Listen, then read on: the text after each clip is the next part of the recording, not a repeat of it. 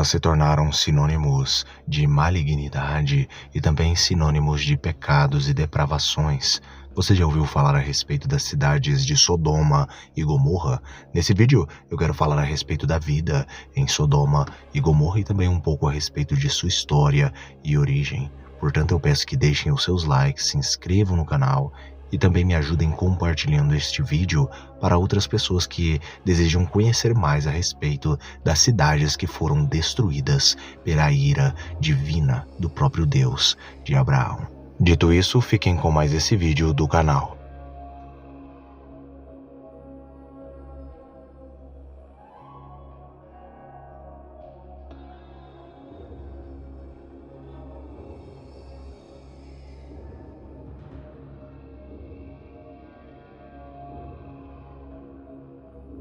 As cidades bíblicas de Sodoma e Gomorra viraram sinônimos de malignidade, de luxúria, de depravações, de coisas que Deus mais detesta.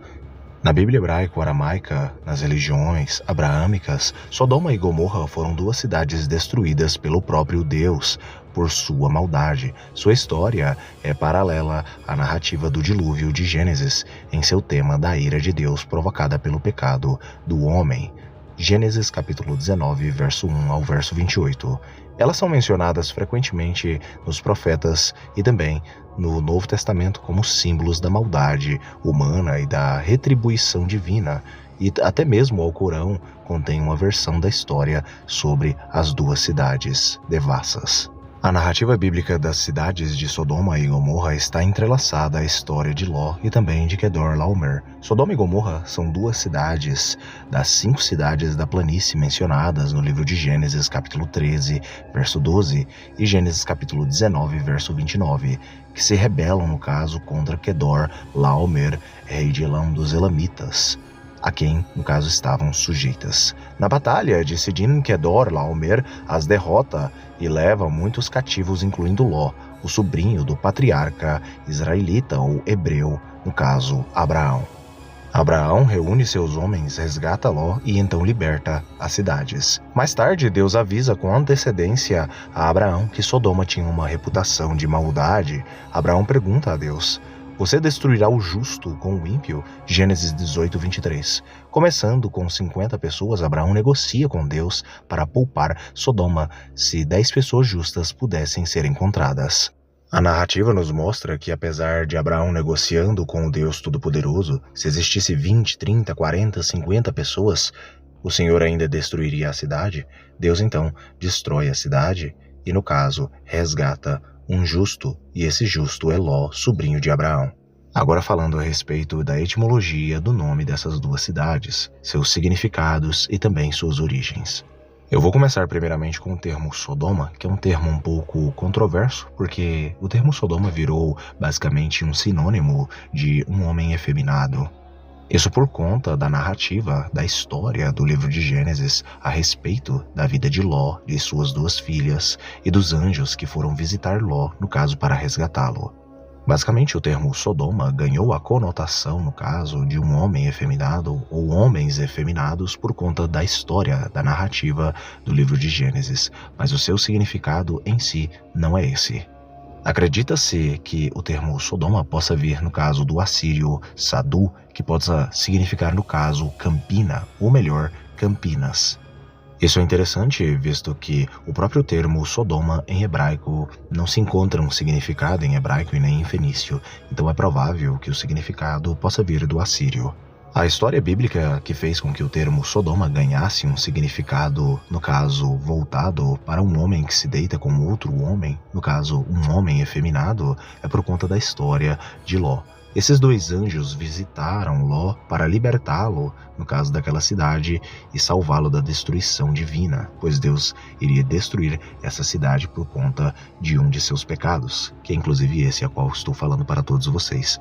Mas quando esses anjos, no caso, vão para fora da casa e eles estão ali, eles entram na casa de Ló e estão ali com Ló. Os moradores de Sodoma logo se achegam uma multidão de homens na porta de Ló e eles querem, no caso, terem relações íntimas carnais com os anjos em formas humanas, no caso, em forma de varões, de homens. Daí em diante, o termo Sodoma, no caso, deu origem a outra palavra, sodomia, no caso, que tem a conotação, no caso, de um homem efeminado, no caso de um homem que se deita com outro homem. A história bíblica ainda nos conta que foi tão grave, mas tão grave, no caso, que Ló ofereceu as suas 2 filhas novas, virgens, moças, para os homens moradores de Sodoma, para que os homens moradores de Sodoma tivessem as relações íntimas que eles desejavam, no caso, com as mulheres. Só que, no caso, os homens negaram as mulheres, negaram as filhas de Ló, as virgens, porque eles queriam, no caso, os anjos em forma de homens. Isso está descrito em Gênesis capítulo 19. Agora falando a respeito do nome da cidade de Gomorra. A cidade de Gomorra muito provavelmente é baseada numa raiz semítica que significa, no caso, ser profundo, abundante, no caso, em água. Agora falando a respeito da vida promíscua de Sodoma e Gomorra. As cidades de Sodoma e Gomorra ganharam aí o significado e a conotação de cidades de grande luxúria e promiscuidade.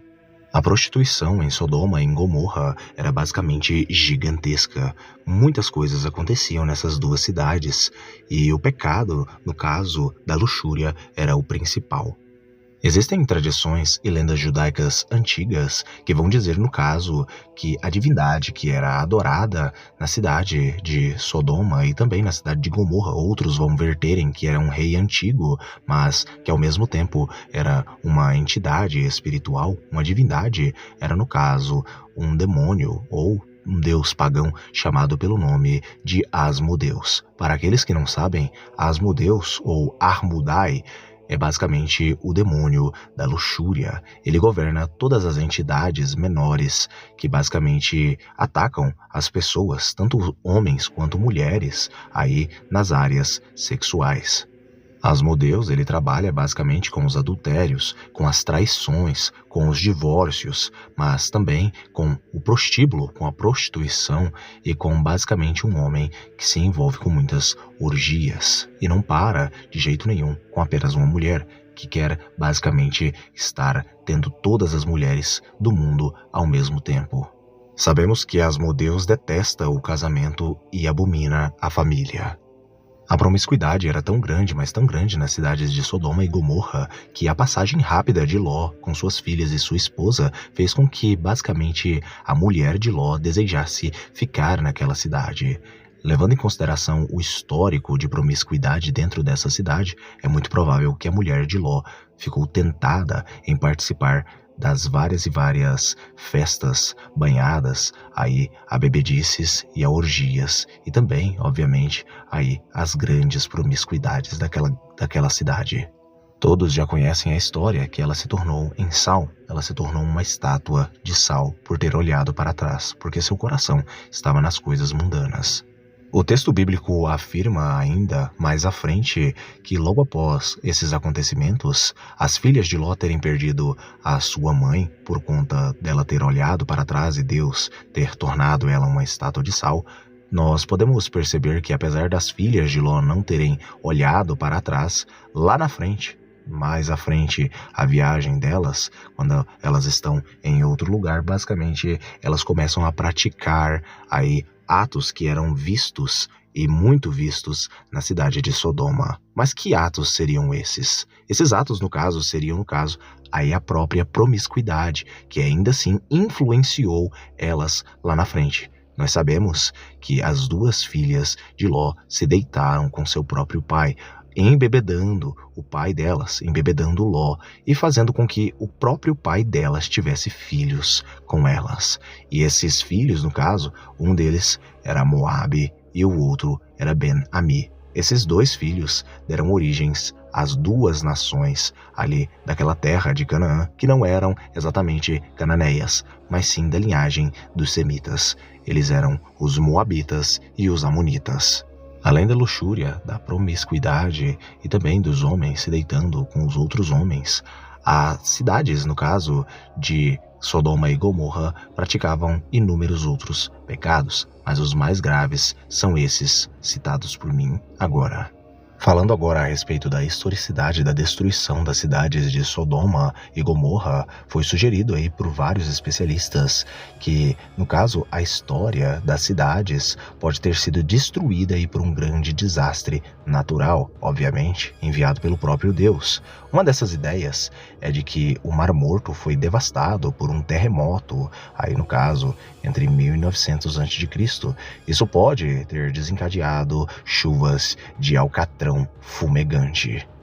No Novo Testamento, na carta de Judas, capítulo 1, versos 6 e 7, vai também relembrar, no caso, esses pecados aí de luxúria, que inclusive os anjos caídos também cometeram com as mulheres humanas. Lá diz o seguinte: lembrem dos anjos que não ficaram dentro dos limites da sua própria autoridade, mas abandonaram o lugar onde moravam. Eles estão amarrados em correntes eternas, lá embaixo na escuridão, onde Deus está os guardando para aquele grande dia em que serão condenados. Lembrem dos moradores de Sodoma e de Gomorra e das cidades vizinhas que agiram como aqueles anjos e cometeram, no caso, aí depravações. Eles sofreram o castigo do fogo eterno, o que é um aviso claro para todos. Assim era a vida em Sodoma e em Gomorra. Praticavam todas essas coisas e, no caso, receberam o seu castigo. E o castigo veio logo. O castigo veio do próprio Deus. Eu agradeço a todos que assistiram o vídeo até aqui. Um abraço e fiquem todos com Elohim.